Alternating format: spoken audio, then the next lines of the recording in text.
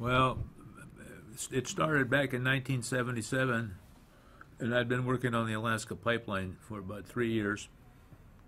And we wanted to get some, like a little commemorative gift for all our employees in our management team. And so I took it upon myself to order up 300 caps, and we put a patch on it, and the patch said, Keeping America Independent, Prudhoe Bay, Alaska. Well, I brought the caps up to Alaska, and somebody says, well, don't give those guys anything since you paid for them. Why don't you sell them? So I put a sign on my desk, and I sold 300 hats within 2 days, commemorative caps for the pipeline. And I said, I'll do this again.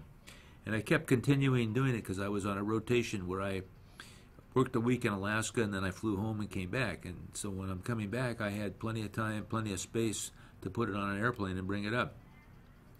And then the next move was that I said, if this is so successful, when this pipeline's over, I might not have a job, that I want to find something to do.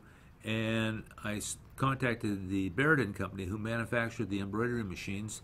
And after a meeting with them in Charlotte, North Carolina, I decided to purchase one machine on the come, take a chance, and bring it up to the Northwest, and I would make my own embroidered patches and put them on the caps.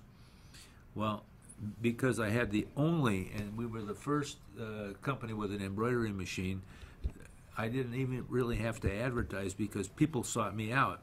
And we were making really good doing the patches, and then we received an order from a company called Blue Ribbon Sports. They asked us to embroider some polo shirts, and I said, sure, we can embroider polo shirts. Well, Blue Ribbon eventually, they changed their branding name, and they became Nike.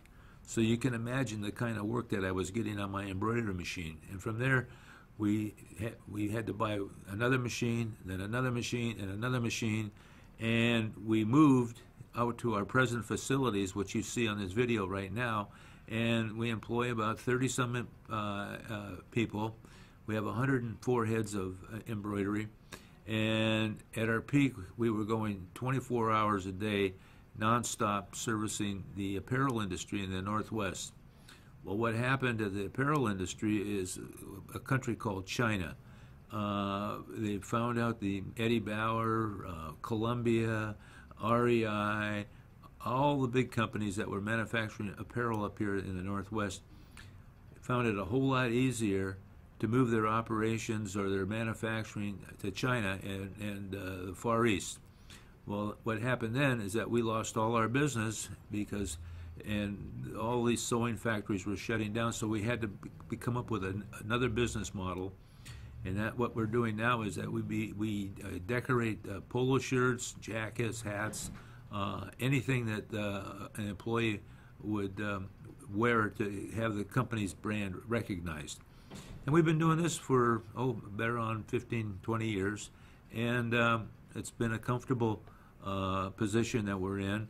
We're no longer the only embroidery company. By last check, there's probably close to 800 embroidery companies in the state of Washington. So maybe we were the birth mother of the embroidery industry in the Northwest. But we're still doing well, and we still are here. We've got a nice facility that you're taking a look for on this video. And that's about all I got to say. But hey, thanks for seeing the video, and this is Jim signing off. Well, thank you, Jim.